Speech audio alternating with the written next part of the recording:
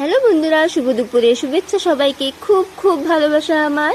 আজকে দুপুরে লাঞ্চে আমি রান্না করছি লাউ ভাজা। লাউ ভাজার মধ্যে আমি মাছটা সুন্দর ভেজে আর একটু সুন্দর করে ভেঙে আমি দিয়ে দিয়েছি। সুন্দর একটা টেস্ট আসবে বন্ধুরা। লাউ ভাজার মধ্যে যদি চিংড়ি মাছ দেওয়া হয় আর মাছের মাথা যদি সুন্দর করে ভাজা করে যদি ভেঙে দেওয়া হয়, খুব খুব একটা টেস্ট আসে।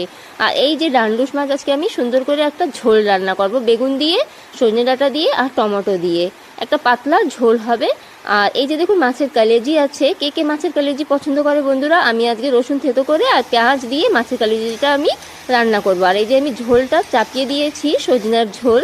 আর দেখুন এই যে দুটো চুলায় আজকে রান্না করছি। এই যে মাছের কালেজিটাও আমি ভাজা চাপিয়ে দিয়েছি। দেখুন মাছের কালেজি কে কে কীরকম খায় জানি না বন্ধুরা, আমি তো ভালো খাই।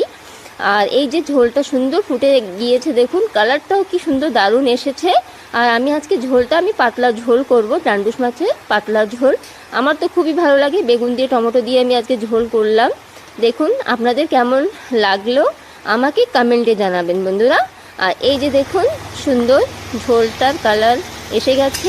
আর এই যে আমার ভাজাটাও সুন্দর হয়ে গেছে। প্রায় প্রায় আমার ভাজাটাও কমপ্লিট হয়ে গেছে বন্ধুরা। দেখুন রান্নাটা আমার কমপ্লিট। এই যে সুন্দর ঝোলটার কালার দেখুন, দেখলেই বন্ধুরা খেতে ইচ্ছে করবে। আর এখন তো সজনের সিজন। আর এই যে দেখুন লাউ ভাজাটাও অনেক দারুণ হয়েছে আর মাছের কালেজিটাও অনেক দারুণ হয়েছে। আর কেমন হলো ভিডিওটা আমাকে কমেন্টে জানাবেন। ওকে বন্ধুরা, টাটা, বাই বাই।